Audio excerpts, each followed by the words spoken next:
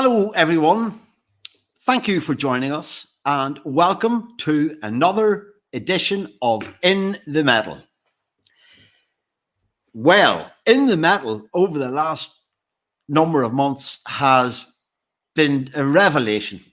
We have been joined by some of the absolute legends of independent watchmaking, and we're looking at all the different aspects and all the different facets of watchmaking, and sometimes there are some sides to that process that are not really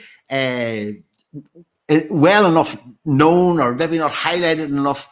And tonight's guest comes from a very, very unique side of watchmaking, and he if he gets his hands dirty, it's with ink or pencil lead.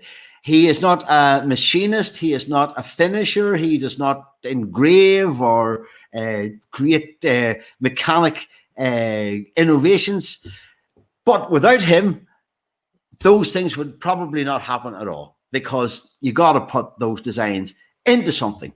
And so tonight's guest is really an absolute titan of the watchmaking industry, and we are just cock a hoop to have this guy on tonight. So I've been working flat out all day to get images ready for this, and there's far more images than we'll ever need, but let's get cracking. So I could not do this alone, and every week we are joined, we step across the pond and over to North Carolina, where we are joined by a man whose career started off as a six-string shredder of thrash metal, an icon in that profession, in that world as well.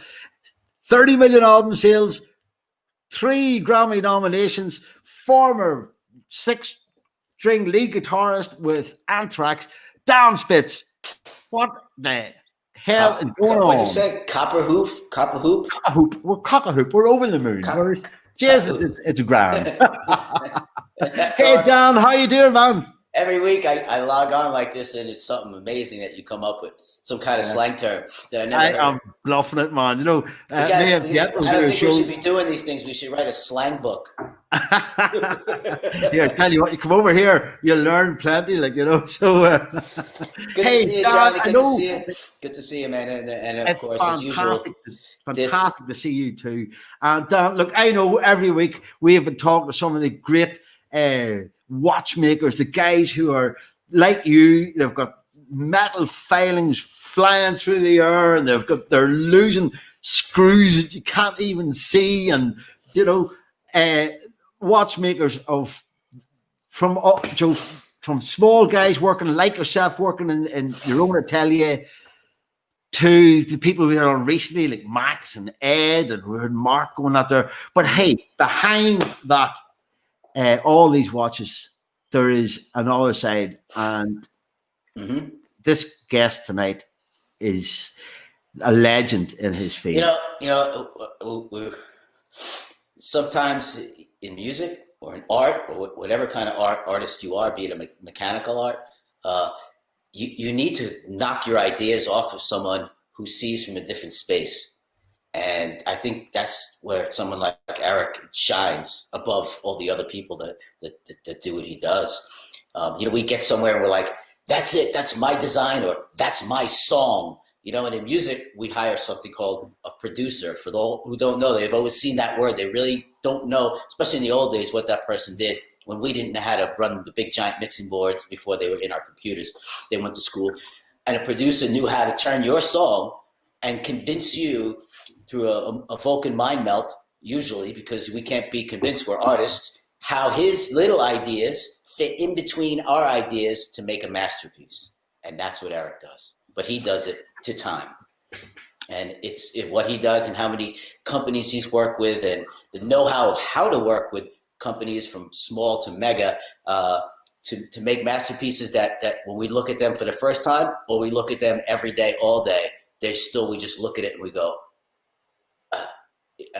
you don't have words to express it. Every time.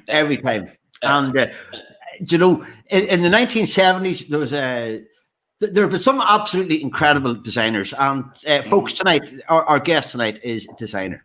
Now, I am going to put this guy in context, right? Because in the 1970s, there was a chap called Giroud, and his work is immortalized nowadays. You know, if you've got a Giroud from the 1970s, you're talking about a Royal Oak, you're talking about a Nautilus, you're talking about IWC Engineer, and a host of others. Mickey Mouse, retrograde flybacks. Yeah. Oh. Iconic. Right, the way he laid out the dive. That's what I say. But the immortalized today, his name is immortalized. Well, I'm going to tell you what.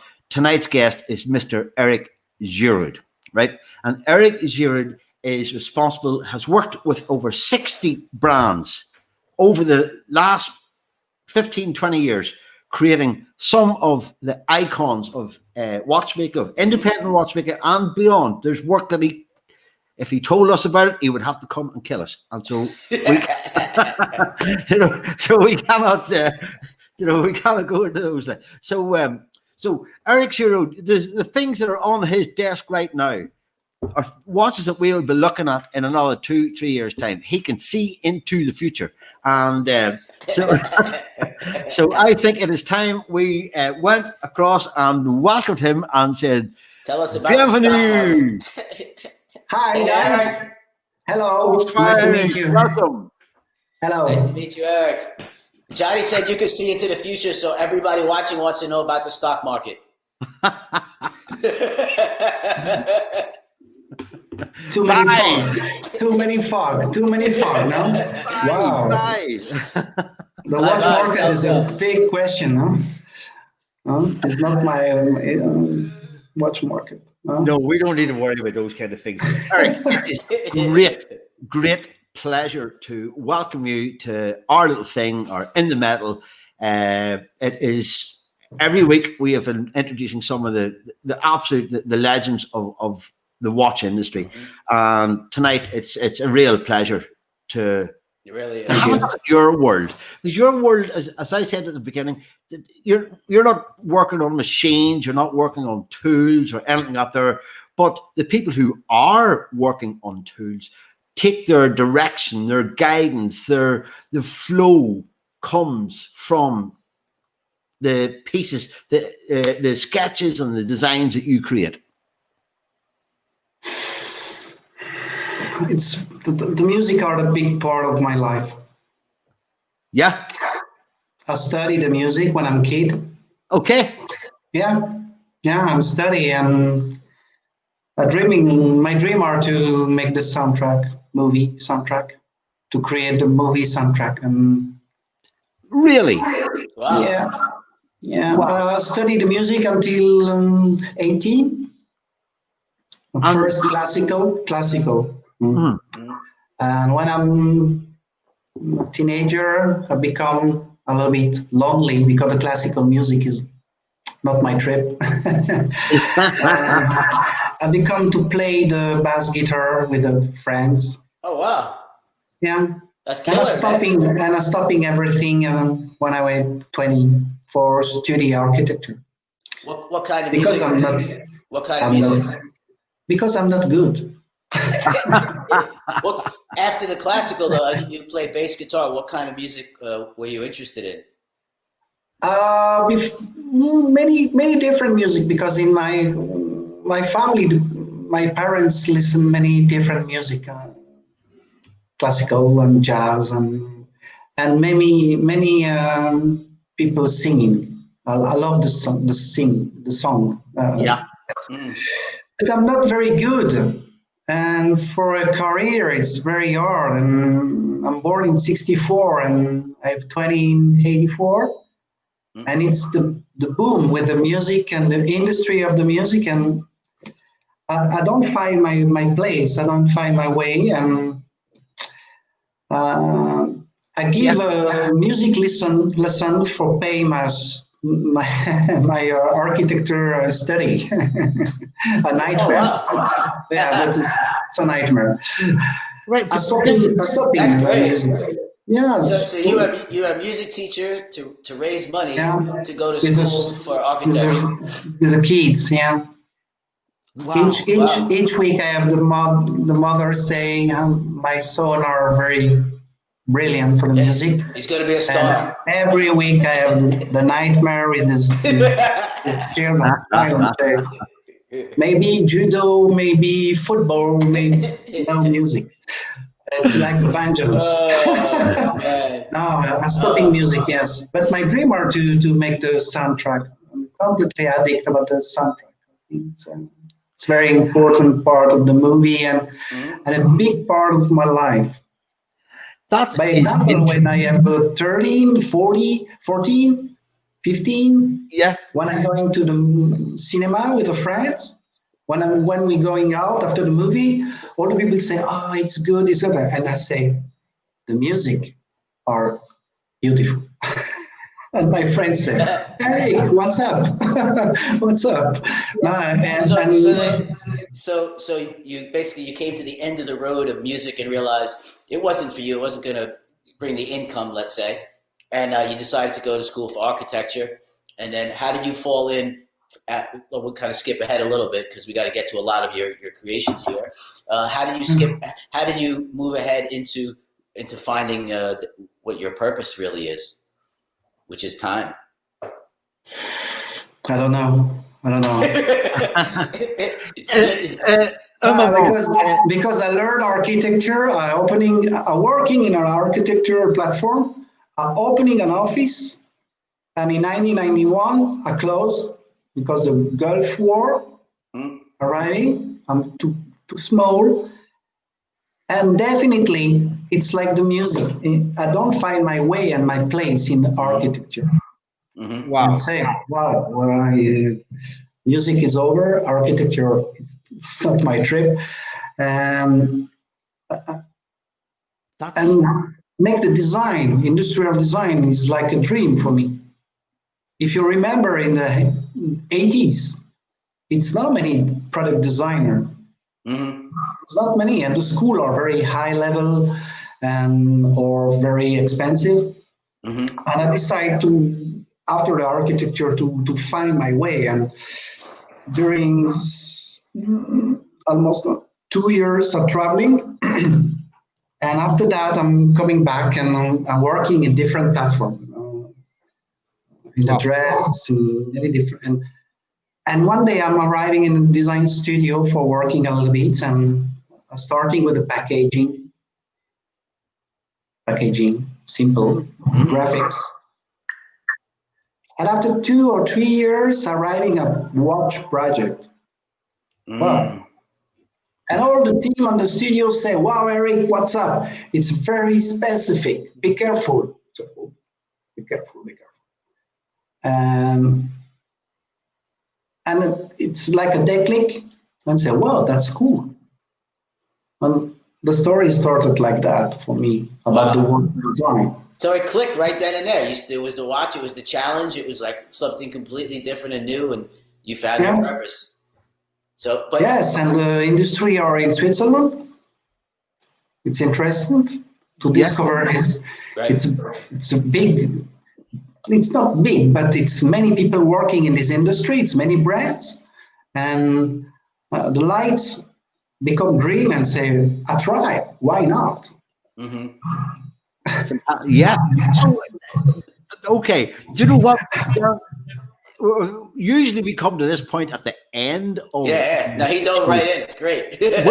when you're working, Eric, are you listening to music in your day when you're working? Every time. Every time.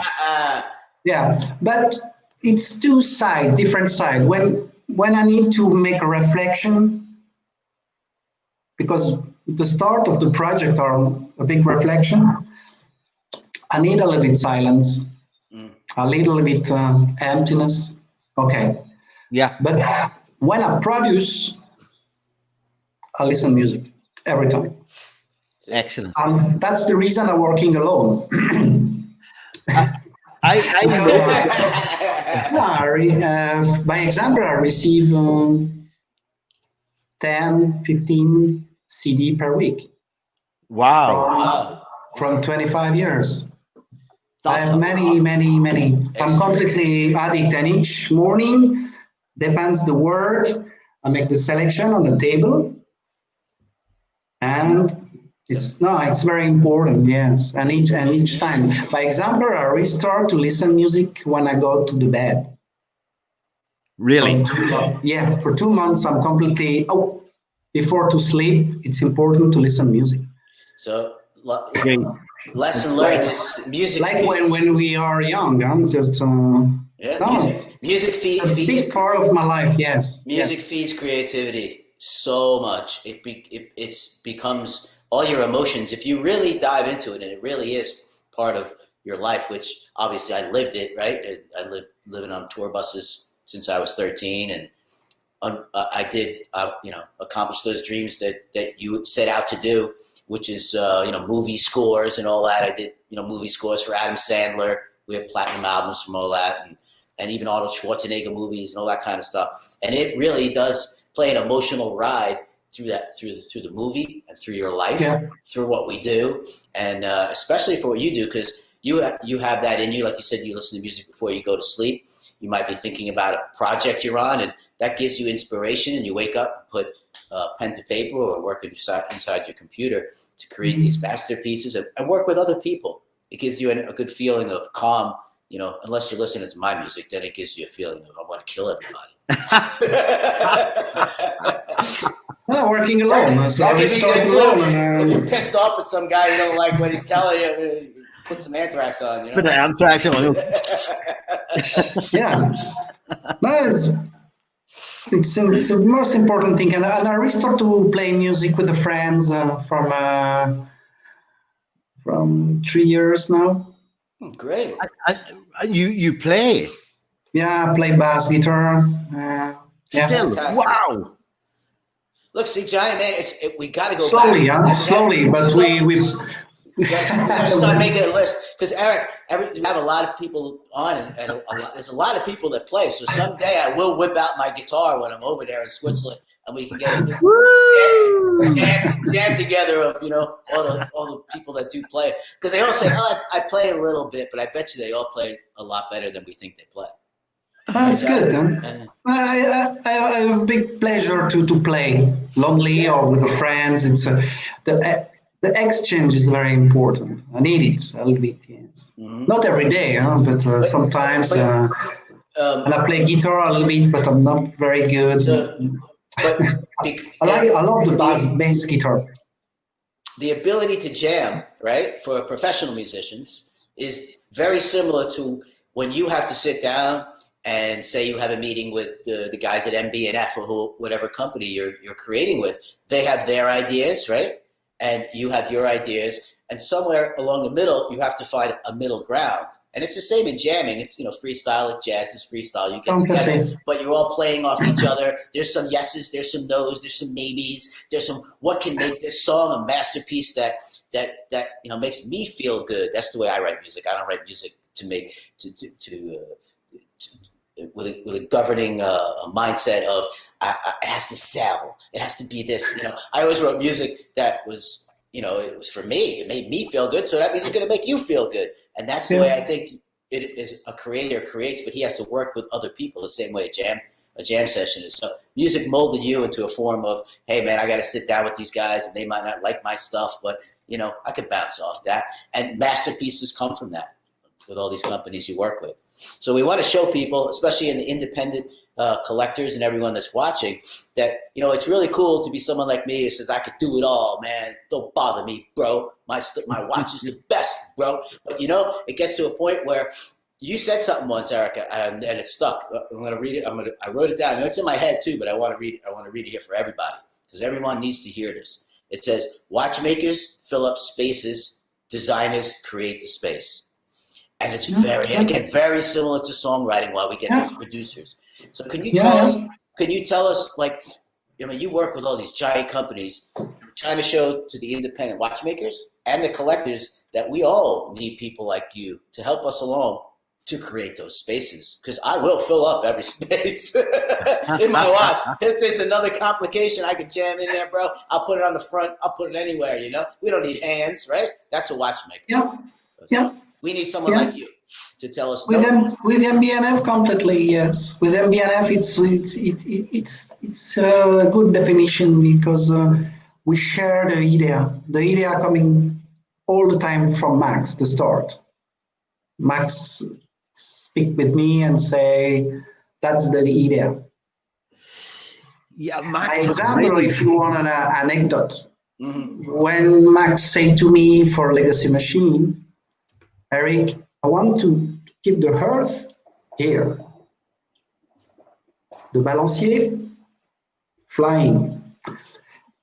And my reaction are, it's stupid. And Max look at me and say, Harry, come on, sit down. Why? It's I don't have the feeling of that. I'm working a little bit, and we meet, and I say to Max, it's very, very interesting idea. We need time. We need our together. We need to share the feeling. And after that, it's like a music. Yes, we are on the table, the team. Everybody speak. Everybody have some feelings, something to speak, and the questions and interrogation. And it's very opening mind. And that's not the same feeling in each brand. But MB&F are like that, yes. And it's like a music, yes. And how does it work when you meet with a brand? We'll stay on MB&F just for a minute. We won't torture them forever. We will be back to MB&F. Do they send you over, a drawing on a napkin? Does it evolve? And do you work in computer programs to go back and forth? Say, for instance, you're working on probably like the balance bridge or something, whatever it may be that you're helping them along with. Can you explain to everyone that process just a little bit? The process? Max speak about an idea. By example, Bulldog. Max said to me, the shape of the bulldog, the dog, interests me. I say, okay, why not? Okay, why not? No, it's important because a part of that are very serious, and another part, the B-side, are playground. And Max discussed not very long, and Max say that, and after that, I receive a sketch. Sometimes Max make a sketch, or I receive a picture of the dog. Real dogs. And from that, I start to make some sketches to find how it's possible to have the feeling of the bulldog, the dog, in the very small thing they are. Yeah. And I'm very lucky because Max let me the time. I have the time. It's not, I need the sketch and the solutions next week. Never. That's the process. The process is we need time for reflection with any part of the project. Make some sketches. If I'm already, sometimes, opening the computer, I say, maybe that one. And I show to Max and the team some sketches, or 2D or 3D. A small part of the project, started. And we share the project.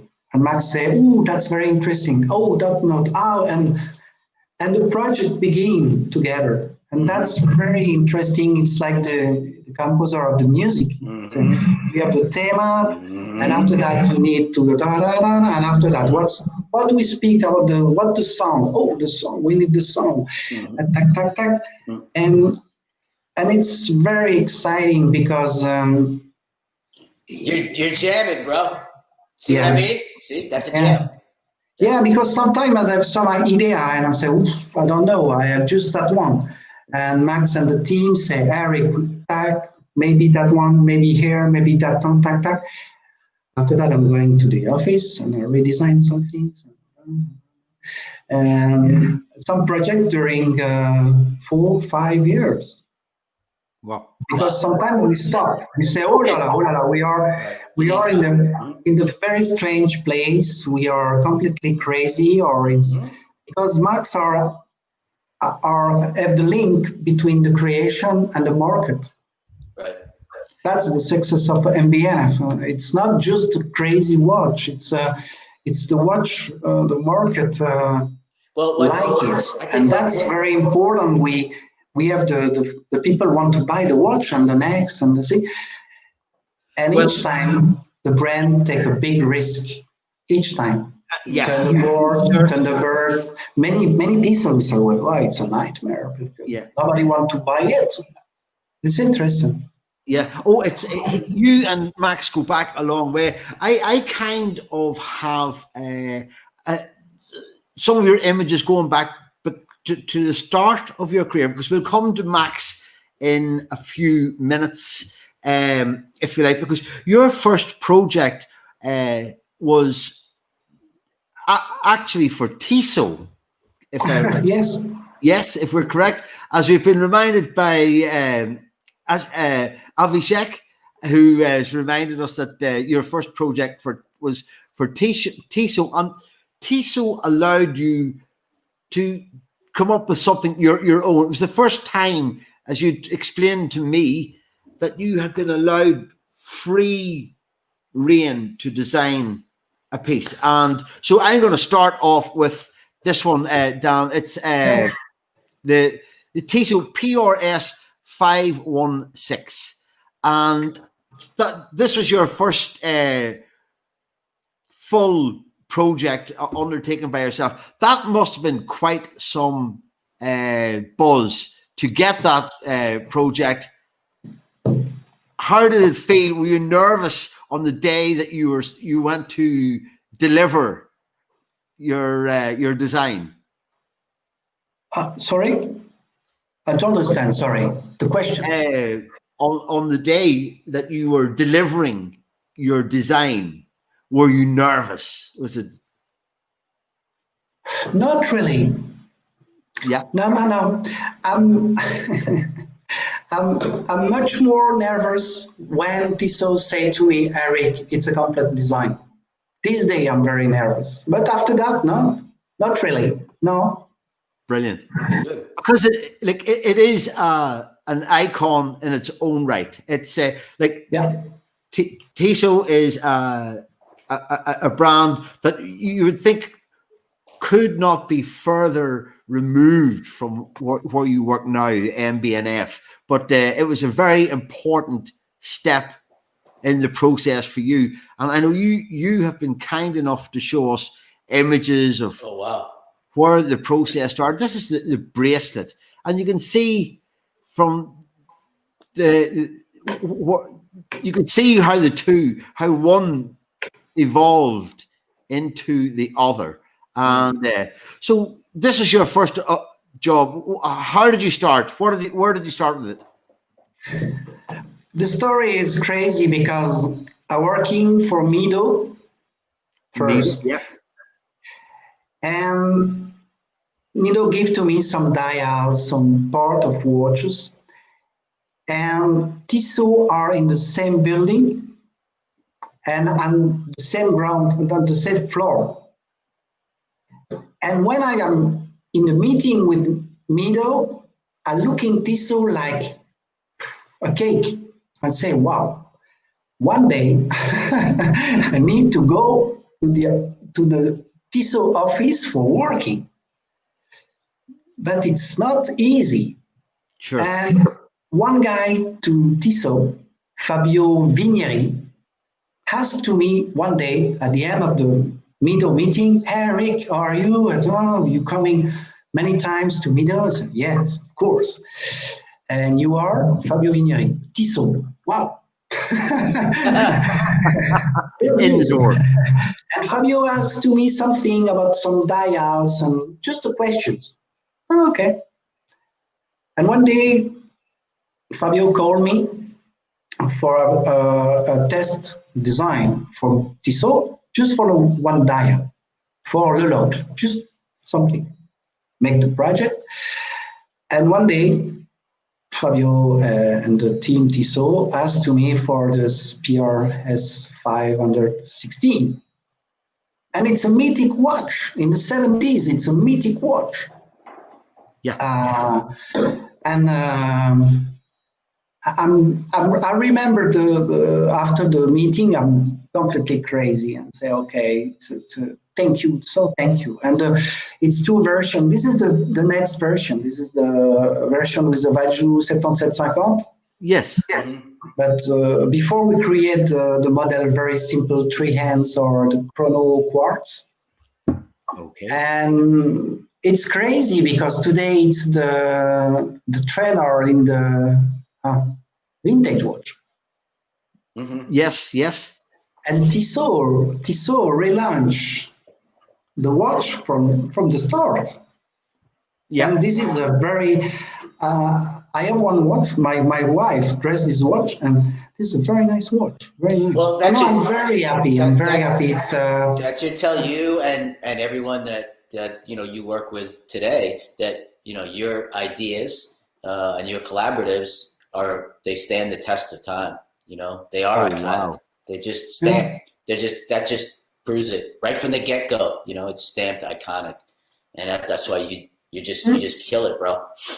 I know. Johnny. It's like I love to meet people who are just mild and the opposite of me, basically. But they're in the industry, they're just this massive force, but and then you meet them and, oh no, I just had a broken pencil and half a piece of paper and I just scribbled it during my espresso and that was it. Yeah. I love those stories, man. That's great. You're going to hear. That's the reason I work during my career. I'm working all the time with a different level for the brands. By example, the last year I make a dial with Fob Paris. It's a very young brand. I'm working a long time with Swarovski, and it's very interesting to working in not in the same times, but you have some projects. One MB&F, one watchmaker, very high level watchmaker, one watch. Very not cheap, but not very expensive. And during my career, I have all the time this level, and it's very, very, very interesting because you meet very different people with a different market. And if you're working only, in a high level or in the low level, that's the reason I don't have a style. Some people likes me, Eric, you design for X, it's a style, for Epsilon is another style, and say, you don't have a personality, and say, okay, my formation is a musician and architecture. It's based on opening minds. If you are on the table in Swarovski, just tell them you're jazz. That's it, man. You're open. You're an open book, bro. You'll go left, right, up, down, in between, any angle, any way, man. You're jazz. That works for me. Freestyle. Well, it's important. It's very important to. It's a job. You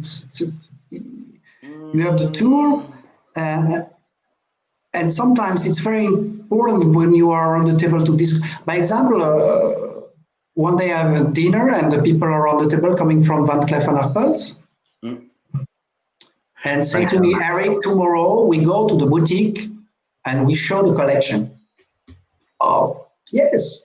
And I'm arriving it's like a fairy tales. Every watches are crazy, it's another world, an imaginary, completely different like me. And when the companies say to me, Eric, we want to working with you, I'm saying, are you sure I'm the man? Because you're, yeah, and it's important to discover the brand. And it's a very good example because it's a famous brand and the watches are beautiful, and I'm completely happy and crazy to working with the team because it's another universe. Mm-hmm. And for me, it's the best way. When the people when the rebellion make the racing car, well, 24 Heures du Mans. Mm-hmm. I don't know. It's not. It's another completely new universe, and for me, it's very interesting to discover this universe. Yeah. It's To very get into their world, to understand what they are, their philosophy, their approach to life, their because rebellion, those like we have so many images. We're nearly spoiled tonight. But you worked. Which was the first rebellion? Was that the rebellion, the Reb 5 then that we've just looked at? The square we see the square, yes. Yeah, it's an heritage because the case is a little bit already, and for the history, I decided to reduce the size, and at the end, I'll make the other side. It's bigger. Yeah. No, yes, it's like a wedge. Yeah. But the most important project for me with Rebellion is the T1000. This bad boy. Yeah, it's crazy watch. It's a crazy watch. You reckon? Yes, it's a crazy watch. It's like a motor. It's not a watch for to be nice. It's like the motor. And development with David Kondo. Yes. Yeah. Yeah. David Kendo was right in before. Hey, David, if you're still here, bro. David was watching there, earlier at least. So, but this, okay, so the T1000 gives us a chance to take a look at the processes then, because there we go. This is where T1000 began, taking it from your mind and putting it on paper. Yeah? Yeah. This is a very interesting sketch because David sent to me something, and after I met because I'm working in the CAD like an architect.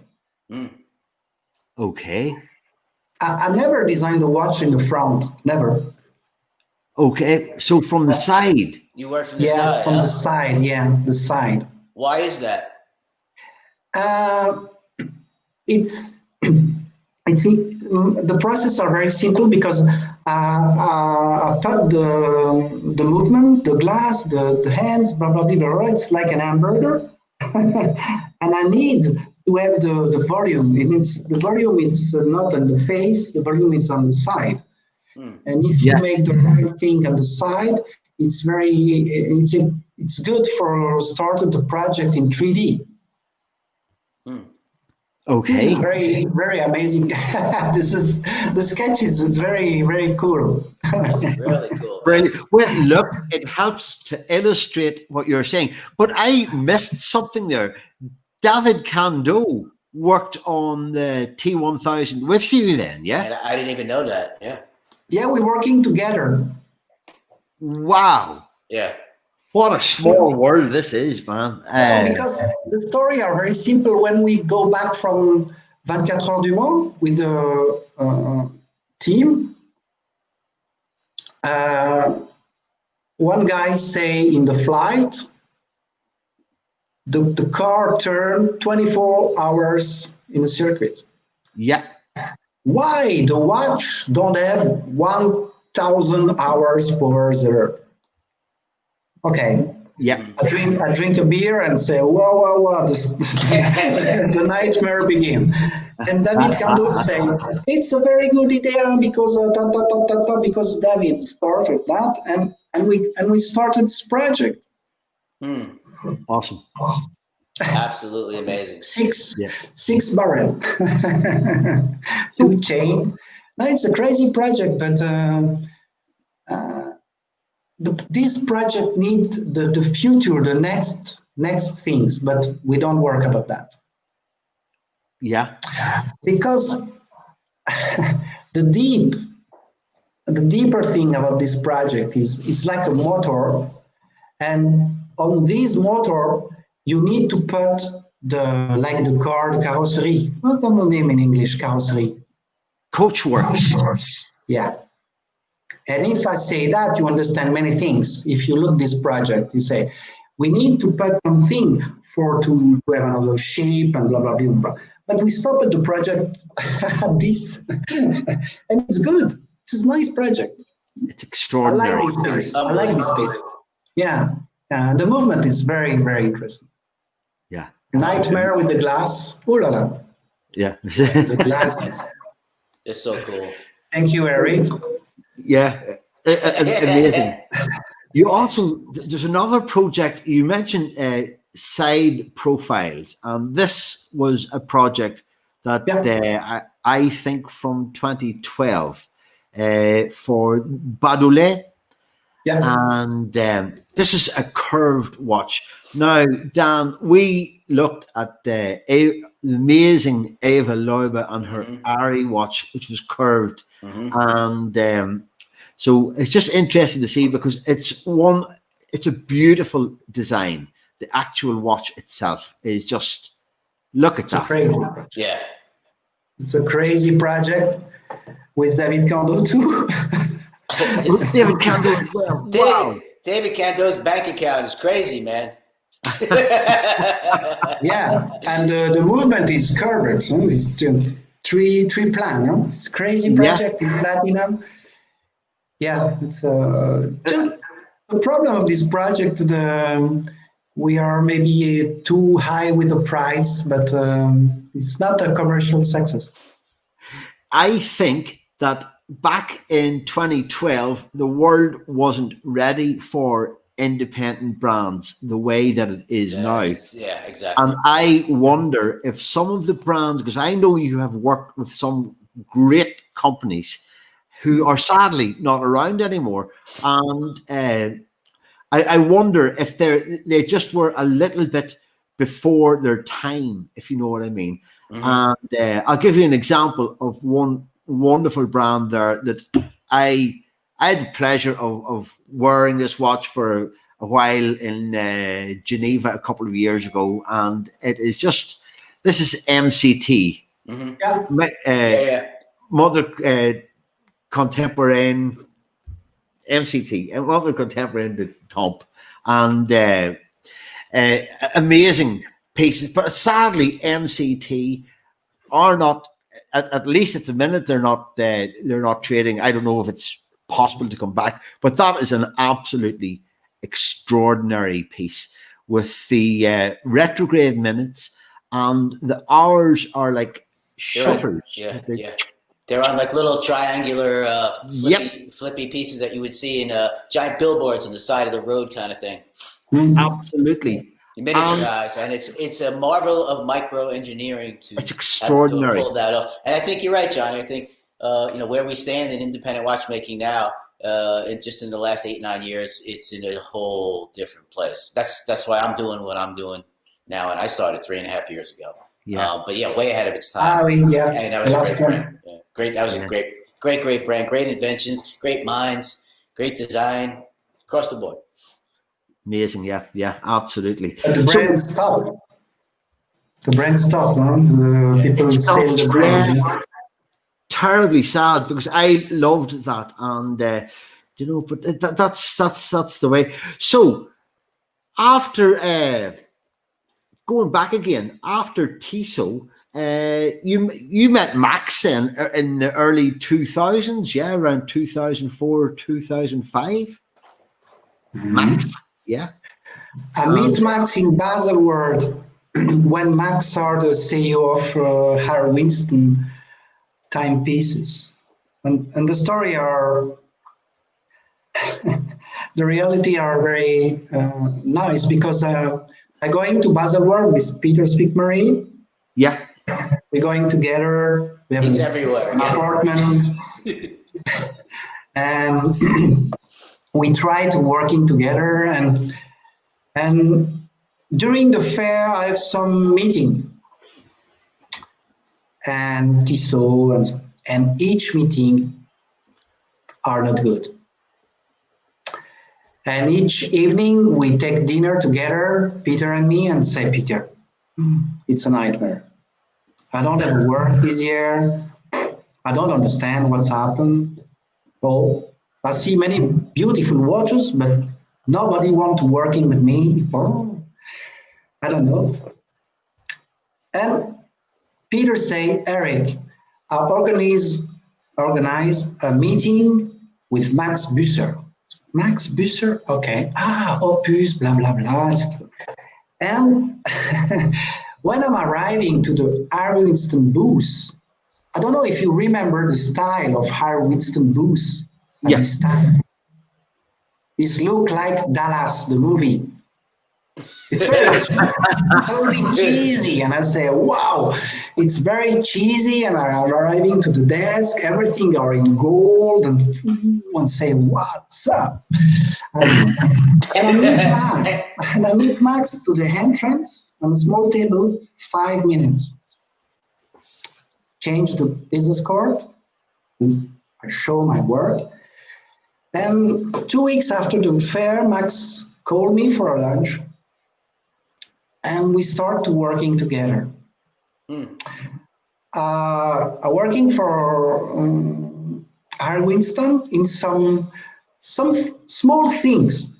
A bridge for the watch at the top. After that, I received a project for the Tourbillon Glissière, a crazy watch. Yes. And I'm working with the team. And Max and me have a very good feeling about the watches. And at this moment, it's a competition inside the Harry Winston for make the project like Opus for women. Okay.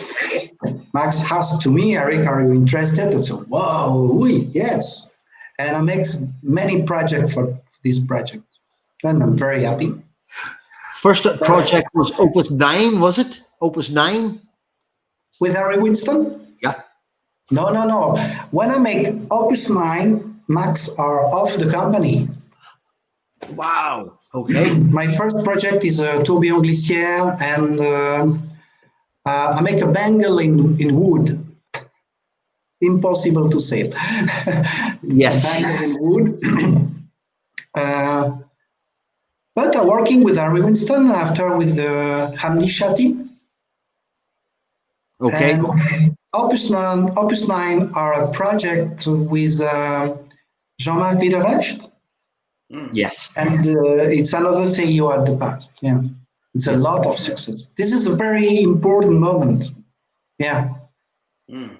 So we have. I don't have sketches for the Tourbillon Glissière. So no we start. My images are with the Opus 9. So, but there's some fantastic images for Opus 9, and oh, cool! Wow. Yeah, this is very interesting because the story of this project are crazy. Because Harry Winston asked to me just before the holidays, summer break. And say to me in 2 or 3 weeks, I don't know, we need the project. And I designed this project during my holidays in Italy. And we have 2 chains of diamonds. Yes. And for me, it's the first time we don't have the center of the round piece with the hands. That's the reason we have this small part of the medium. It's like an architecture structural thing. But it's a very interesting project. Very interesting. Wow. Crazy. So you created the drawing before they created the mechanics? Oh, no. At this project, no. No, the mechanics is completely created by Jean-Marc Viderecht. Yeah, but was the mechanics created previously to you designing? Yes, because to be honest, the project initially exists before Opus 9. It's a very old story. A guy, it's an old story. I can't speak about that, but Okay. it's a guy asked to me. We go to Jean-Marc, and Jean-Marc say 1, 2, 3, tac, tac, tac. The original project or a mixing tape, mixing studio tape. No, you understand? Yeah. And the guy asked to me, Eric, do you have two mixing button, one for the hour, one for the minutes? And Jean-Marc say, no, it's not possible because blah, blah, blah. And this project never existed. And when Harry Winston speak to Jean-Marc Viderecht about the Opus, Jean-Marc showed this project, and the project started. Again, I get you. Yeah. John, what's amazing is the same few names start coming back around. Totally. Anybody out there notice that? Of course, and Eric, just so you know, and you probably noticed by now, a lot of people we've spoken to, when we ask them, please tell us about your career, not the stuff they tell to the usual magazines. Like, we really learn about the person. Somehow, Peter Speakmaren's name has changed their life. Somehow, it's most of the people we talk to, it's like a pivotal moment where they're confused. Where am I going to go? What's going to happen in my career? And somehow, then Peter's there. I don't know what it is. Yeah. And then he's like, oh, just talk to Bill, Rich, and Bob. Or let me call Richie. Or whatever it is. Peter, man, there's so much love for you, bro. I can guarantee that, man. You're an amazing dude. And absolutely. It's so funny, man. Now, this piece is very, very deep for me because I meet some collector from this piece. Yes. By example, when I'm working for Shanghai Watch in Hong Kong and in China, I meet some people in Hong Kong for the dinner, and the guy arriving with the Opus 9 in the arm and say, wow.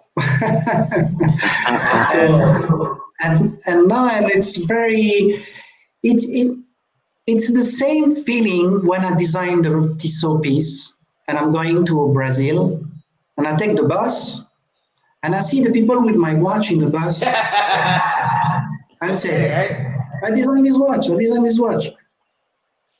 That's so it's cool, the same. Right? Yeah, it's the same. Yeah. It must be the same kind of feel or a similar feel. Yes. Like when you write music, right? And my music's not really like music that goes on the radio. It's not pop music, right? But it is. It does get on there. And the first few times you hear it, you're like, boy, that's so cool, man.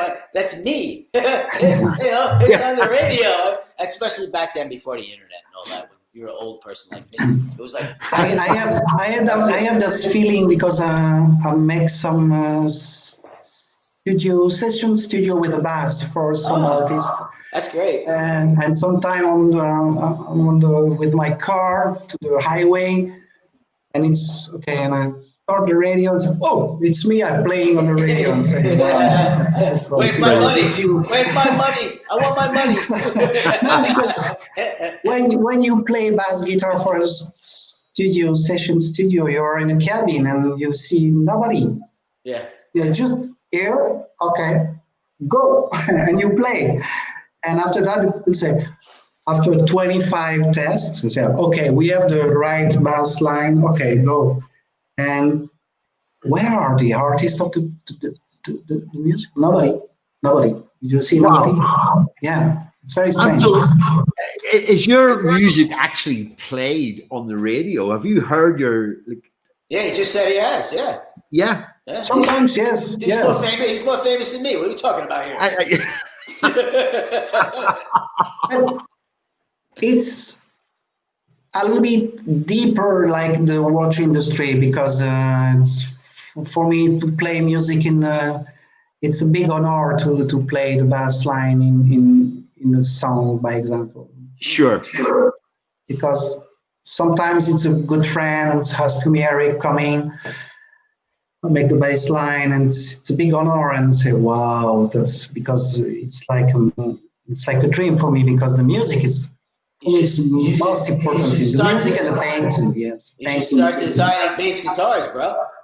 Yeah, a little bit. Yeah. So I've put pen to paper, make some. Yeah.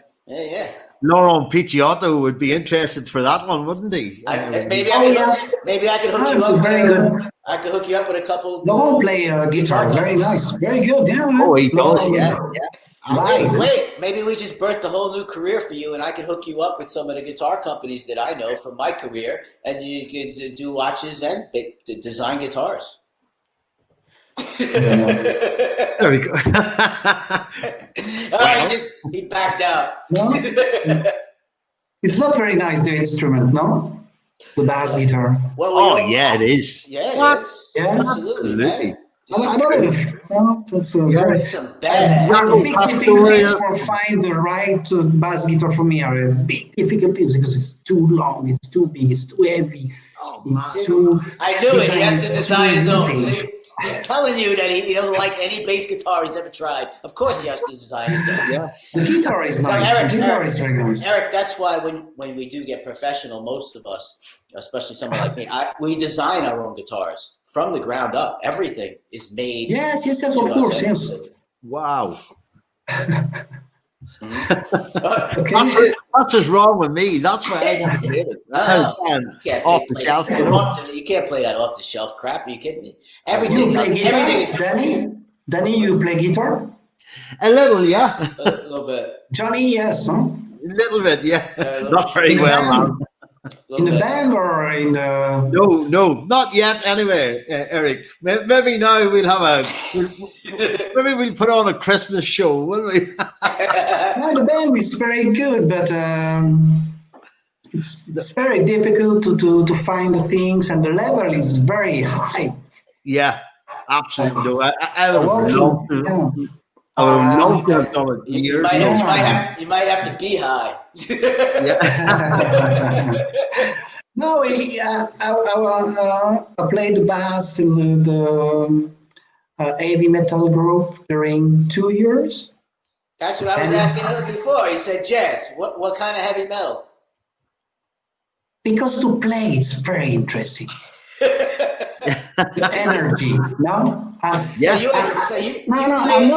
not a specialist about this music, but the heavy metal are very interesting to have the good sound, the good vibe, the rhythm from the start to the end. It's people don't like this music. People don't like music because it's very, very, very difficult to play. By example, take an AC/DC track.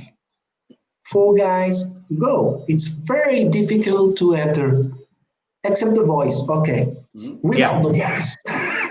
Bob Scott and co go. Just to play the right drum, the right song. It's a nightmare.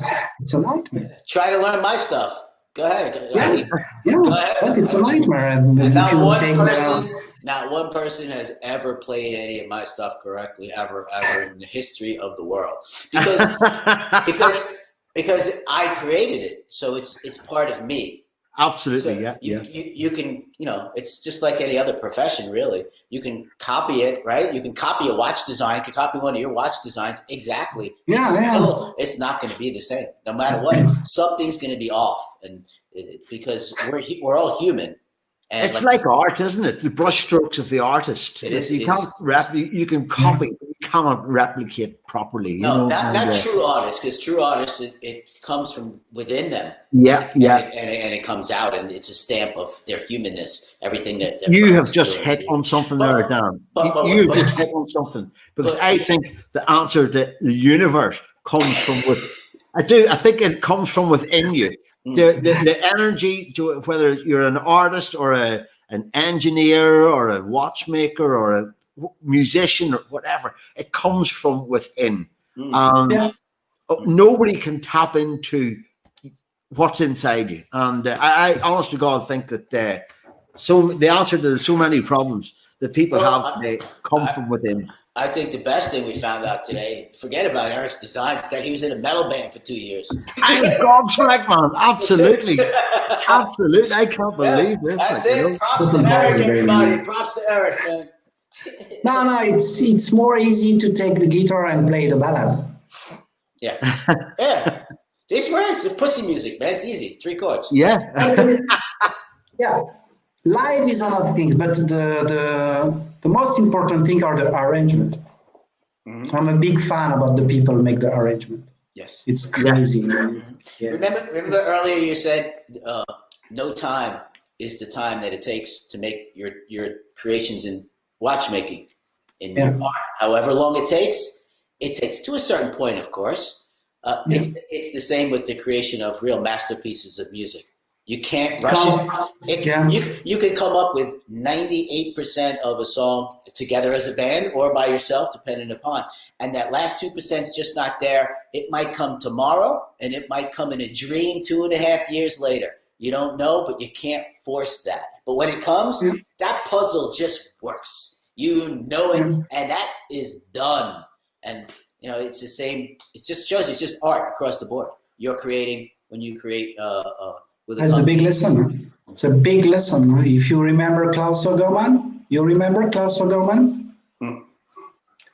Klaus Ogerman made the arrangement for Frank Sinatra, Carlos Jobim, and in 20 years for Diana Krall. When the guy arriving in the studio, they 1, 2, 3, 4, and it's good. Before it's shit. The guy arriving is good. It's like Amy Winehouse. Yeah. I see the concert for Amy Winehouse. Amy Winehouse. Yeah. It's very strange. But the album, the arrangement is crazy. That's Mark Ronson. And what design is the same. You have a good idea, you have a good team, everybody everything are okay. If you don't have the tasty final cut, forget it. Yeah. And that's a big point with MB&F. The final cut. Until the last things, everything are already. And say, okay, we change everything because we go back and we come, and the final cut say, okay, we have. That's like the music, and it's true. Very strange because it's a mystical and magician thing are here and we don't know. Like a sorcerer. Sometimes you say, okay, we have everything, the proportion, everything, and it's boring. But remember, I remember the story of Legacy Machine, the first.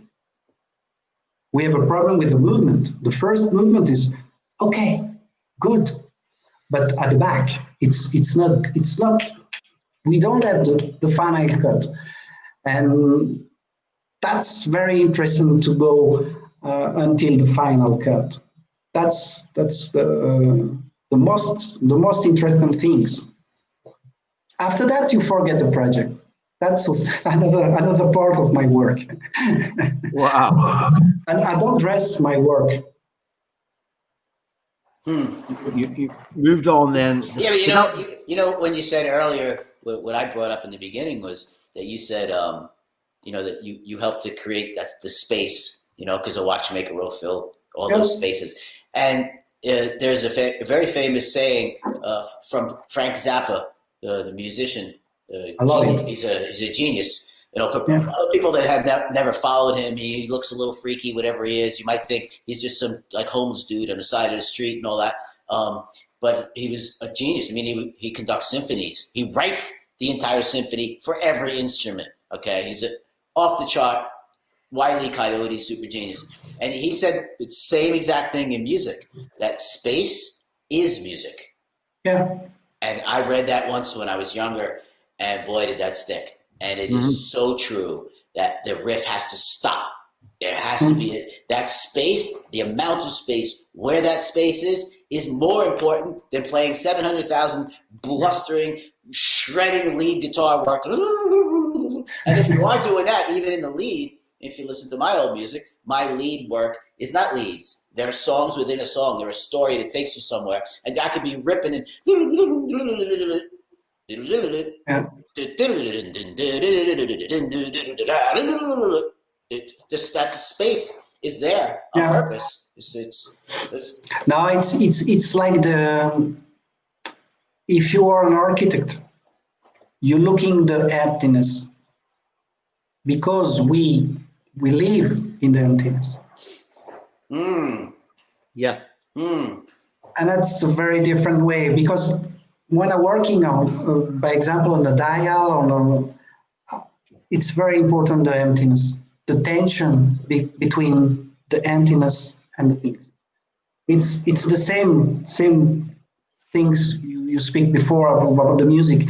It's very important to create the tension with the music, the silence. In some music, the silence are most important, like the music. David Gilmour is famous because if you associate the space between his notes, David Gilmour, he was, you know, the first album solo of David Gilmour. About face. Brilliant. We listened this album the last weekend. Dun, dun, dun. It's crazy. Oh, this is a famous guy. Yeah. His music. I remember when the Wall album arriving. Yeah. I have 16. We're going to the shop to buy the album like a graal. Yeah. I'm going to the salon, living room, and Yeah. we put the album. Silence. Crazy. Which album? The Wall. The Wall. Yeah. Wow. But my first discovery are Wish You Were Here. Yeah. Wow. We always a few times in the show I brought up the Animals album because that was, I mean, I was into Pink Floyd forever, but that album was like a revelation. You know, it was a change for them. I see the concert. It's so the complex. tour, Wish You Were Here tour. I see the concert with my mother in Lyon. At the end, you have the sax solo. Amazing, right? It's just, you know, what you just explained though is something, unfortunately, you know, for this generation, it just doesn't happen unless they're vinyl collectors. You know, back then when I grew up and when Eric grew up and Johnny grew up, that was what he explained to you. It was. Yeah. I remember getting on a bus, like skipping school to get on a bus because a certain album was being released that day, and taking the bus all the way to the mall and like hoping it was there, and you know, just looking at the album cover and then coming home and you stare at it like, should I crack the seal now or should I wait till after dinner? Like, you know, like, and you I gotta get the seal done. I gotta heat it up real nice. I gotta heat the plastic. Here it is, and it's this big piece of vinyl, and you gotta put it down, and like everything's gotta be right. Like your mom can't be around. You know, it's gotta be silent, right? Because you're gonna get into. And the copy. Don't forget the copy. The K7, no? The copy. Remember Supertramp. When Supertramp arriving. The most important thing was Dreamer. Back then, there was no internet. There was no internet. So you just said it. See, Dreamer. It took you on a dream because it was your imagination that took you from the photo, because you could only see them live in concert. It wasn't bombarded. You couldn't talk to the guy in the band on the internet. It was your imagination of how you thought that person was. So it was an incredible time for music. And that we are very lucky, huh? We are very lucky. I don't know your age, but we are very lucky. I remember some concert. I'm almost if you remember David Bowie, I have three concerts of David Bowie. Oh, right. Yeah. Excellent. Incredible. Crazy. But you also mentioned Supertramp there. I think Paris, one of the best ever, one of the greatest live albums, Paris. And, we're about the same age, Eric. Yeah, we all are, I think, are we? I'm 1965, so 65. Way, yeah. Soit on thank. So Danny, age Danny? 63. Oh, okay. I'm the younger. I'm 56. Oh, I meant I was born in 63. No, I'm 57. Are you born in 63? 57. Yeah, 1965 for me. 65, 63, and 64. Yeah, fantastic. So we're Same music, same drugs. a band of brothers. No, Yeah, these guys nowadays they got weed. They got weed, Eric. That's so strong. I don't know how they smoke that stuff. Yeah, it's very. We are very lucky about not about the music, but the live music. I don't know you, but I have many souvenirs of the live. I remember you speak about Frank Zappa. Frank Zappa coming in Geneva and stopping the concert because a smoker put the cigarette on the scene. And we have many Michael Jackson. We have seen Michael Jackson live. Well, with Zappa, he never smoked, never touched it ever, and never drank nothing. So it must have really bothered him if it was in his vicinity, you know. yeah. Yeah, That's amazing. never. You would think, right? You look at his album covers, you think he was like drinking and smoking in part. Never, not the complete opposite. He was just brilliant, Danny. Brilliant, super genius. You are the doctor. I'm a huge doctor tonight. Amazing doctor tonight. No, I remember it's very. Yeah, I go to the concert now. Not this year. It's no concert, but the small concert. But do you remember the big concert? It's crazy. I remember being on stage and being the big concert. No, what's really 40,000 people in the Rose Bowl for looking at Gun and Roses. It's crazy. Yeah. Now it's the festival. Festival is a little bit different. But at the past, I remember the concert. It's like a celebration. The people arriving. I remember the concert of it's Supertramp in London. The people arriving one night before. Yes. Standing for a good place, and all the people speak together, and after that, the scene in London, it's crazy. The Marquee. I played there. George Michael, if you remember George Michael at the Marquee. Yeah. You know, the place I like playing in London was the Hammersmith. It's too much. Hammersmith Odeon. Crazy. Yeah. That was a really good place for me. I like that place to play. Yeah. But what this tells us all here, so I know we've been talking about music a while, which is great. It's fantastic. Absolutely. The impact of music. What are the last discovery in music? The last what? The last track you listen or you discovered? The last. Last track I've listened to. Oh, I can't even remember. Wow. Danny. No, here, like, I know. You listen Pink Floyd today, no? I listen to Pink Floyd all day today. I was working from 7 a.m. on 83 images that we're not going to use, right? And I was listening to Wish You Were Here, Dark Side, but I love discovering new music. Here's Jeff. That's Fontaine's. Wow. They're fantastic. That's a little Dublin band, Dan. Crazy, no? Fontaine's DC. And they're nominated for a Grammy this year too. Van Morrison. Classic, man. Moondance. Yeah. Absolutely. And, so timeless. I listen Tony and Joe White. Right, that's a new one on me. I notice you have. I received that one. Right, I'm not familiar with that. I did try to listen to one of the albums that you looked at the other day. Was Cigarettes After Sex. CD on the table. You know, Cigarettes After Sex. Oh. Yeah. So I tried to listen to that the other day. Man, it's ambient. It's very ambient.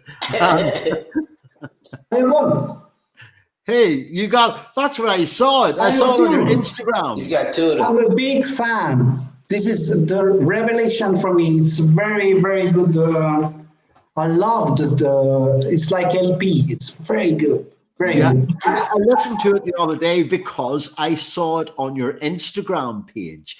So I said, "Oh wow!" And the Thomas Crown Affair soundtrack, the Thomas Crown Affair. Wow, Yes. slinky stuff, slinky stuff. So what's really cool is that we're seeing this severe impact that music has on Eric's creations. It's like his main deal. 98%. He has to have music playing. He's not just have music playing. It's not just on the radio. He's having stuff delivered to the house daily to feed himself, to help with that creative juice process, to get it going, to bring us these incredible timepiece designs.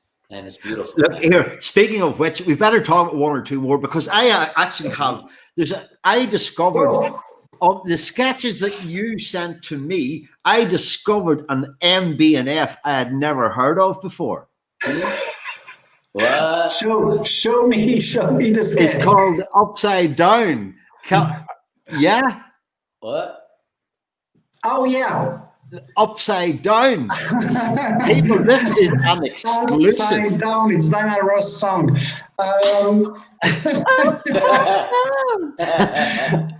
Yeah. No, it's the sketch when it's 2005.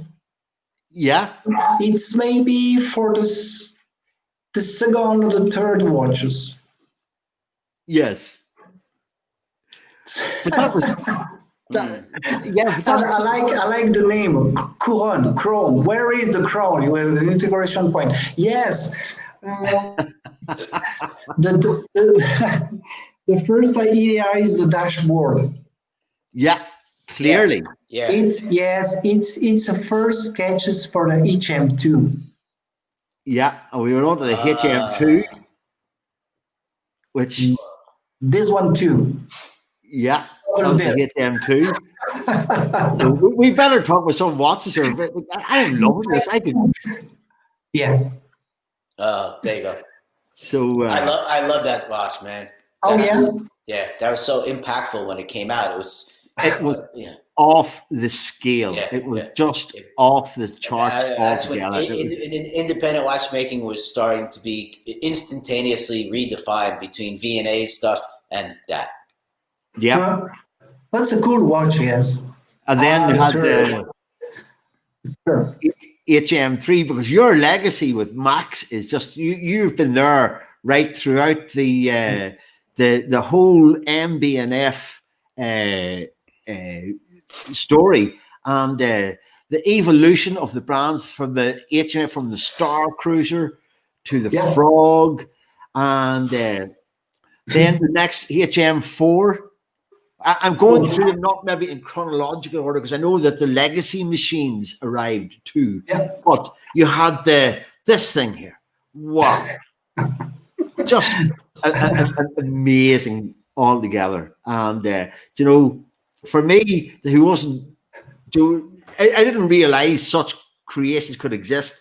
Now, I was lucky that I would go to Salon Coupe or go to Basel and see these creations in person and witness that evolution of MB&F over the last 10 or 12 years. And it's been. I think what happened, with MB&F and independent watchmaking, right then those pivotal points was when we all saw this as a watchmaker or a master watchmaker, or whatever you want to call us, a guy who can't be a watchmaker. What we saw is the pinnacle of watchmaking meeting the pinnacle of design, all in one. And that's hard. That's just an impossibility to do with a big brand, nevertheless being independent. And that's what changed everything. Yeah. That there's no more rules. The gloves are taken off. And then you go through this. Wow, there we go. Whoa, that's cool, bro. Wow, man, that's got to go to like the museum somewhere or something, man. That's just kick-ass. Right there. Oh, there's so much of this, Dan. Yeah. That's big. Oh, yeah. Wow. This is a lot of work, this project. A lot of work. It's inspired from the car. It's a lot of work. A lot. It was. And this was the result, which is just very strange. fabulous, though. Using the prism to project the numerals vertically. Yes, that's genius. Extraordinary piece, and well, I could do this all day long. Oh, but keep going, man. Give him props, bro.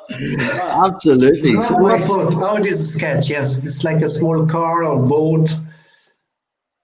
It's very important to be free. If you look at these sketches, it's not a very nice sketches. It's very free. It's important to. But it's all part of the process. It's all part of the process, surely, yeah. Yeah, it's a lot. We have a book for each project. Yeah. Yeah. For each project, we have a book. You see, if you got it there. And every sketches are on the book. It's like, by example, up, where the camera. Let's see. Let's have a look. Yeah. Okay.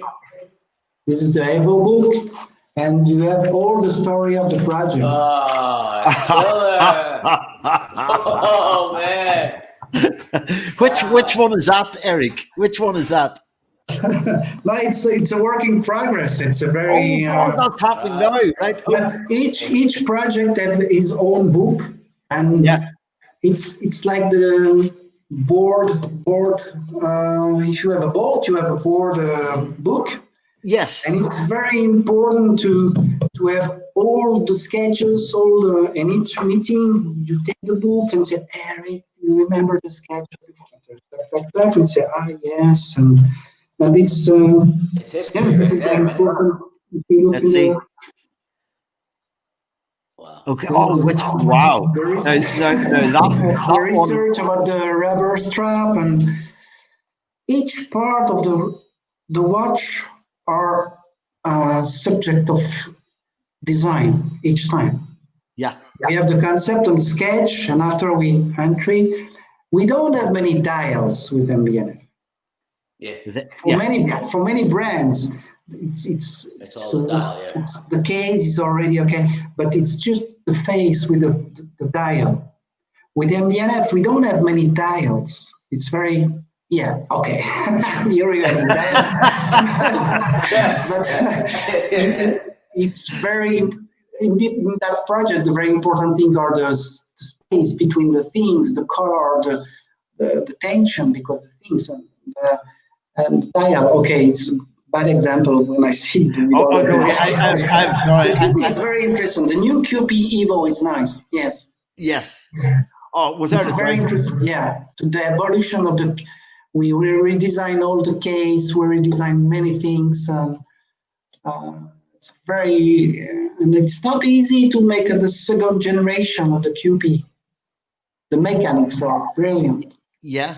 Because that information will help me to finish that article that Stephen McDonald is going to kick my ass for if I don't get it finished. And I will never hear the end of it. But yes, it was a bad example. That was me being a little bit cheeky to whenever you said they don't MB&F don't do dials, to bring out one with 4 dials. So this is a brilliant guy. Brilliant. Oh wow! We were talking to him, Eric, and he's just on another level altogether. From Belfast, no? He is from 30 miles, 40 kilometers. 40 kilometers. If I shout loud enough, he will hear me. And so brilliant watchmaker. Brilliant. It's a big pleasure to working with this guy. This is I would say that's an interesting gathering of Max, Eric, and Stephen. I'd like to be F that one, Johnny. Huh? That would be something else. Yeah, must be very nice. Yeah, yes, of course. Bulldog. Bulldog, more bulldog. Bulldog. Yes. Turn up the bulldog. So this is the HM10 that we did touch on this earlier, but again, how do you set about? Like Max thought about this the Bulldog, when he was on the bullet train in Japan, if I'm not mistaken, yeah? And he drew a design. It had to have jaws, which you could just about see there underneath, which is the power reserve indication. So, yeah. Oh, Jaws, the movie, yes. Yeah. The crazy thing on this watch are the chrome.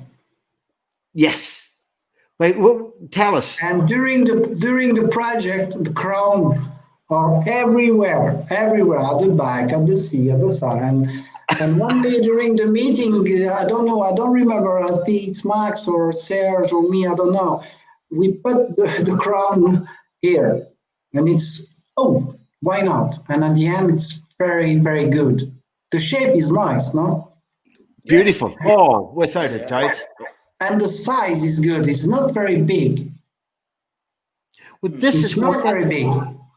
I have not had this, seen this one in person yet, and that's because of 2020. Thank you very much. And but we're looking forward to definitely, hopefully, being able to see if there's a demonstration piece that we're able to get a look at it once we start moving around again, you know. But so it's been some amazing pieces.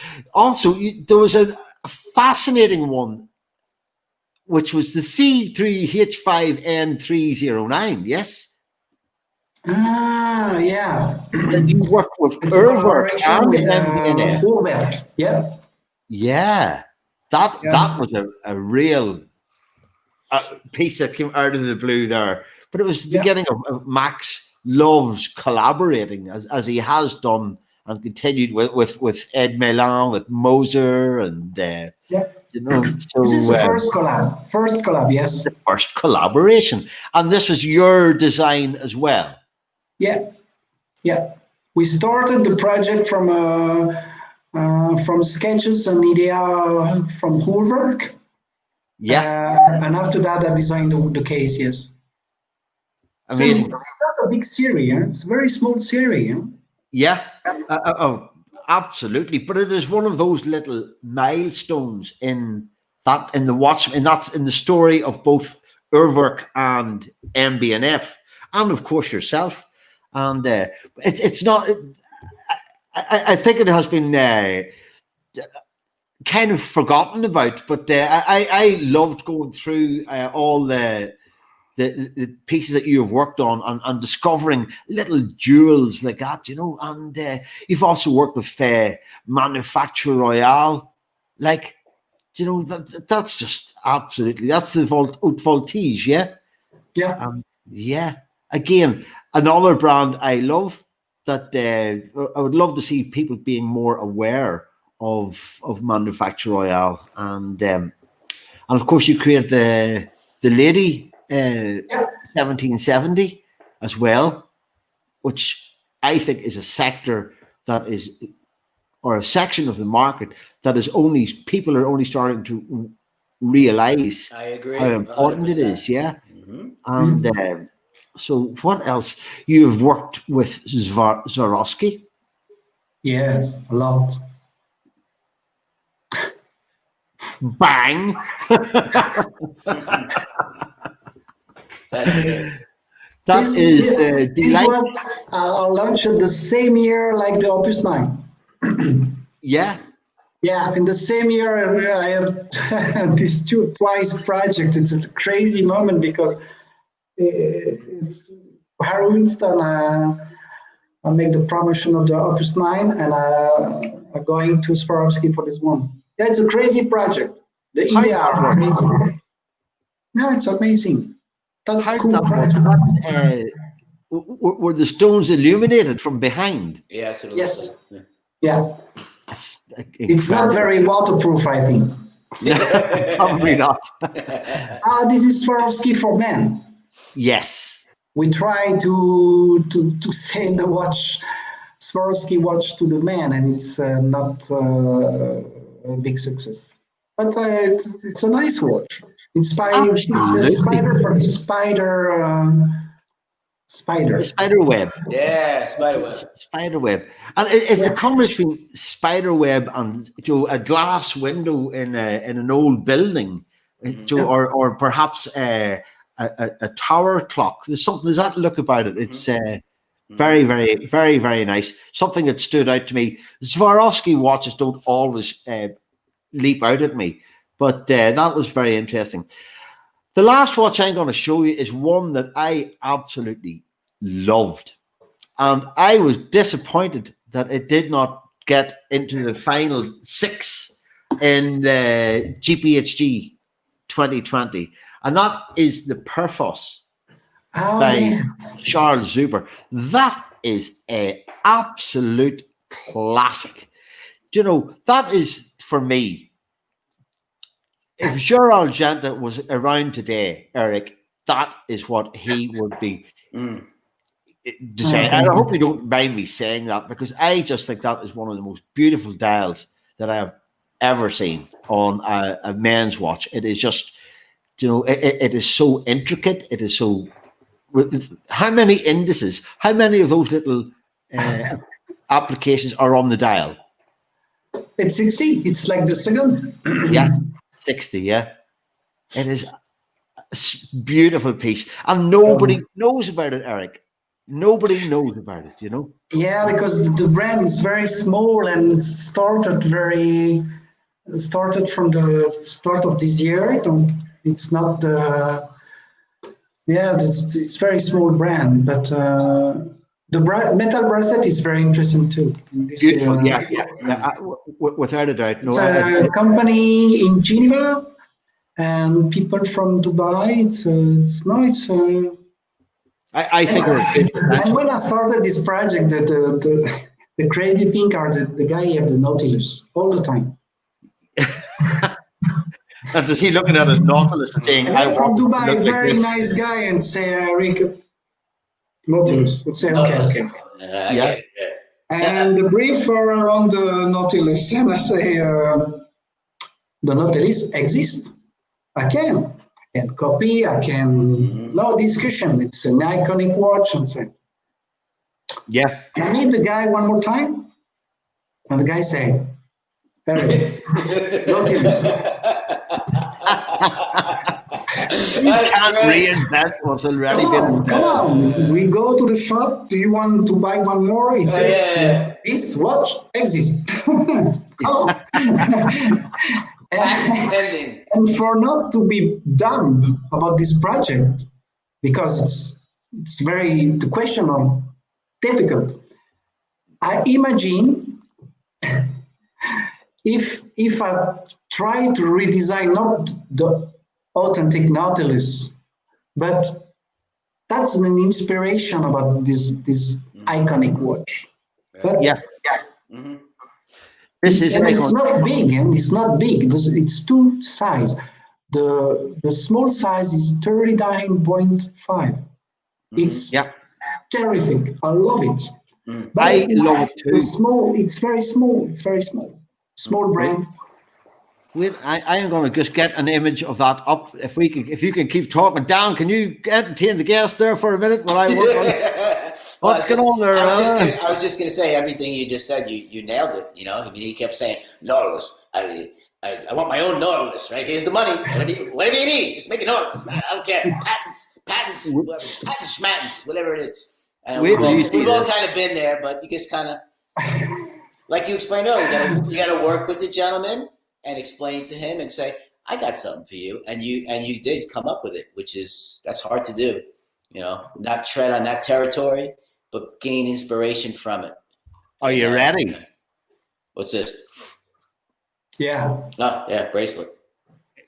Like, is that not an absolute Stonewall classic already?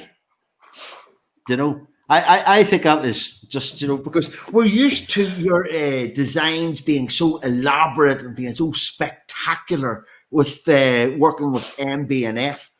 But this, for me, was just, it really hit the sweet spot for me this year. And I think it was an absolute beauty. And in time, I think people will come to recognize that, you know? Yeah, congratulations.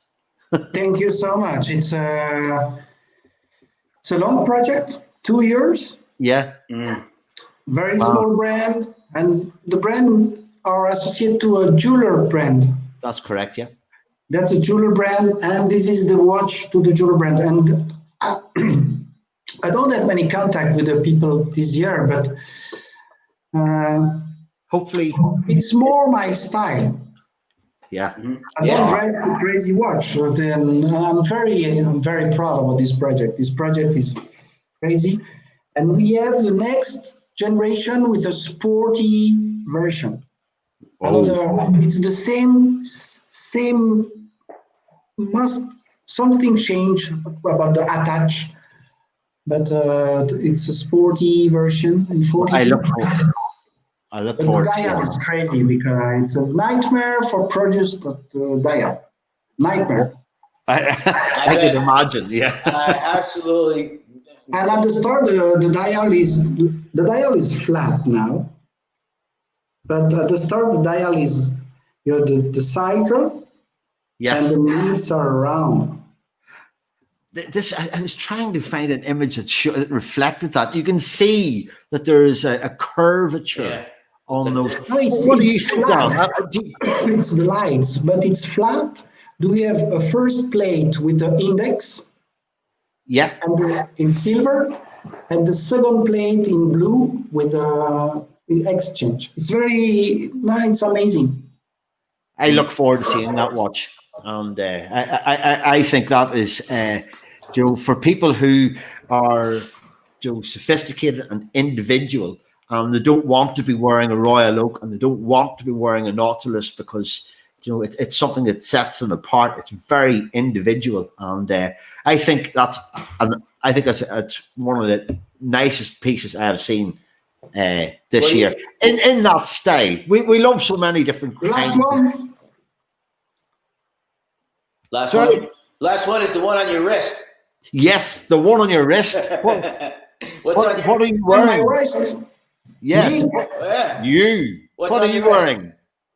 Prototype. FP1. Back a shade. There's a bit of glare. What is it? FP Journe? Yes. FP Journe Octa Lune. Octa Reserve.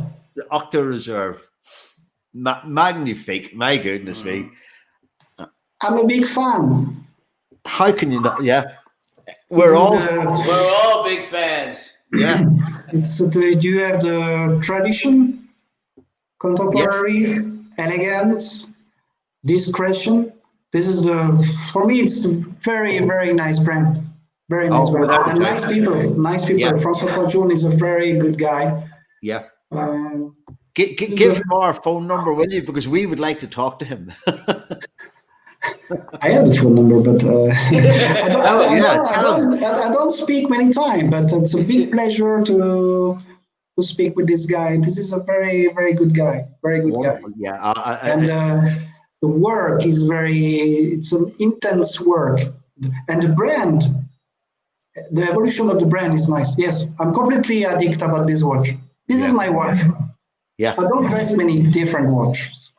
Yeah. I'm a little bit old school. I buy some watches, but this is the watch I dress every day. I don't think even people understand that. Yes, the complexity of his movements, the ingeniousness, the way his style is, and all that. But really, what really needs to travel even more, even though it's told, it's not really escalated, is that everything, the main plates, the bridges, is solid gold. That he overcame that feat because gold is very soft and it's very hard to do. So very hard to do. And everything in there, the main plate, the bridges, and everything, it's solid gold. It's not plated. It's solid gold. I don't think anyone understands. First, I mean, of course, the cost of it, the cost to try and throw out the ones that didn't work in the beginning, and he did it. I think he needs more credit for that. Is what I'm getting. Way, way, way more credit for that. A couple of late questions then coming in from one from Tom. What watch design is all in his all-time favorite and why? For me? Yes, of course. It's very difficult. David Gilmour, Pink Floyd. Maybe the FP Jour Resonance. Resonance, yeah. Aldiman, the first Aldiman. Yeah. Oh man, the Aldiman. Beautiful. Yeah. I love the one he did with the black crystal. The tourbillon with black crystal. You can't even see into this thing, and there's no hands. Grand Seiko is beautiful. Yeah. Some Omega.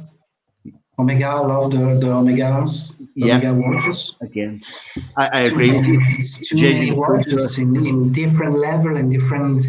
So it's many piece. Piece.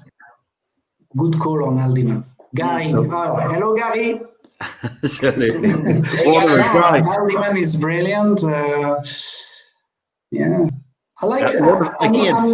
I like the watch from the watchmaker. I like it.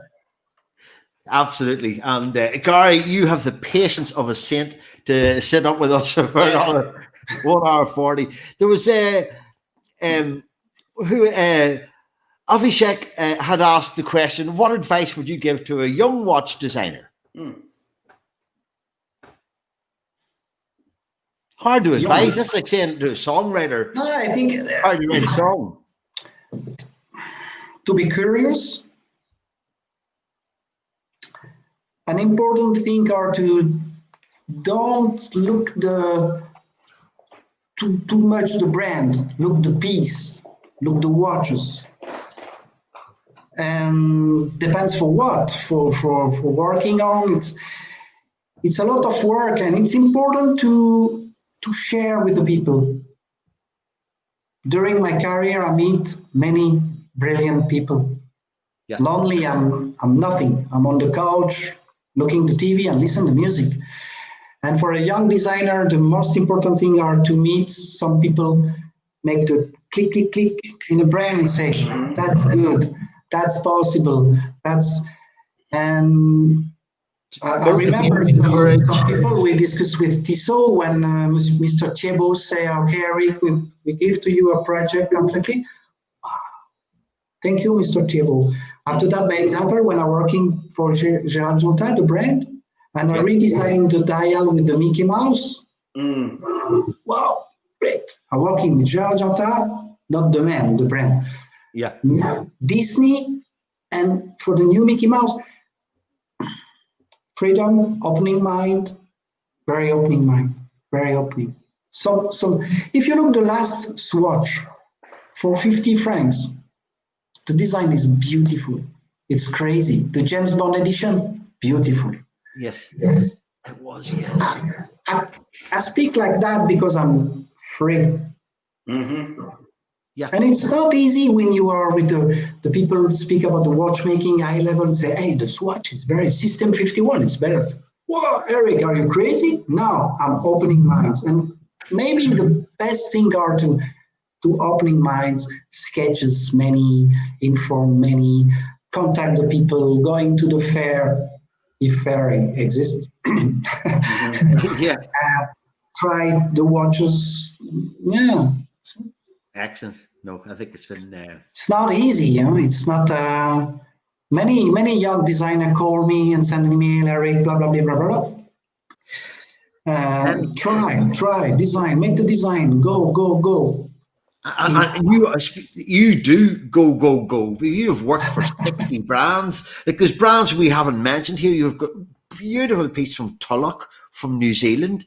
You have the Louis Erard, the Regulateur, which is a superb rendition of it. You've worked with famously with Romain Jerome with the spacecraft, and man, two amazing watches that we haven't even had time to talk about tonight. And which means that we're going to have to. We will have to get you back sometime. We make everything with a Kari Voutilainen. You've worked with Kari as well. You work with Kari too? No, not yet. No. Kari creates everything. A brilliant mind, yeah. Yes, like Romain Gauthier too. Is the people make everything, and but Tulloch need to. When Tulloch contact me, Tulloch don't know where we Tulloch want to go, the brand. Yeah. And after some meetings, Tulloch say, yes, maybe it's interesting to meet the people, the watchmaker. And Tulloch meet many watchmaker.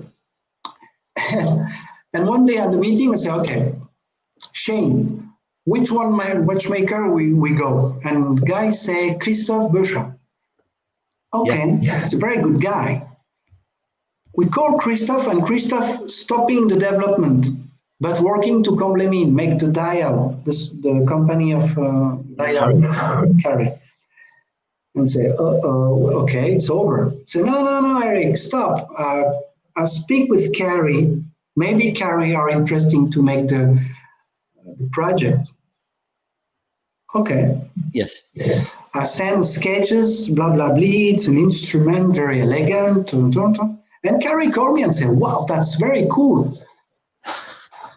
Okay, and we start the project. And during 2 years, Shane coming in Switzerland, we go to Comblamin, looking the project design. It's a lot of work. These are very elegant.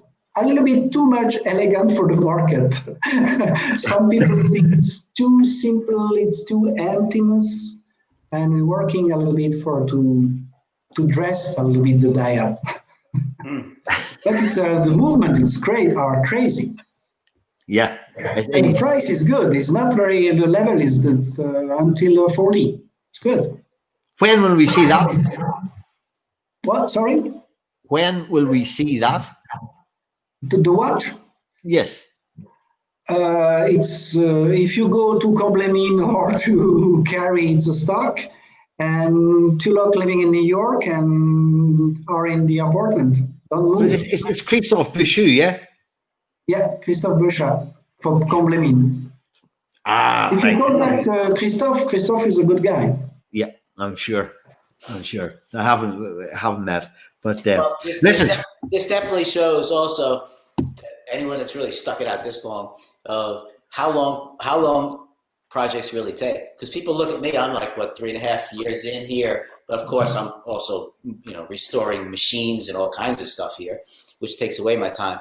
It takes as long as it takes, and it ain't 3 months, and it's not 6 months. So from the big brands all the way down to the independents, when that timepiece finally does come out, that story is behind it. And, Eric plays a massive, huge role in that story for so many brands across the board. And he does fill all those spaces. So we really all need an Eric or Eric. Even in independent watchmaking, I think we need more Erics, really. Because we think we can do it all when we really do need some insight into design and to find those spaces. Because you said it, Eric. We're watchmakers or whatever we are. We come out of traditional watchmaking schools. We saw every watch there is, and usually when we want to create something, we want to jam it and something in all that space. So thank you for helping us to create all of us the space. Oh, it's my pleasure. Such beautiful art given back to the world. Because these timepieces, as we all know, we don't really need to tell the time on our wrist. It is art, and you are the artist behind it. So thank you so much, guys. Yeah. Eric, it has been an absolute pleasure here tonight to have this really pleasant conversation, and it went this way and it went that way, and I just that's the beauty of this, Dan. It takes its own way. There's no real set questions or anything like that, so it's wonderful. It's been really fantastic with a lot of people watching us again tonight, and I want to thank everybody for tuning in once again to In the Metal with the legendary, iconic Eric Giroud. And so we'll be back again, I think, next week. And we have one more roll of the dice for 2020. And so we'd like to welcome you. Thank you all for watching tonight. And look forward to seeing you going next week. Eric, you just stay where you are, and we will say goodbye in a minute. But for now, for everybody watching, you've got great patience, and I hope you really enjoyed it, because this has been a very special, very exclusive, very rare occasion to sit down with this great Eric Giroud. So thanks everyone for watching. We will see you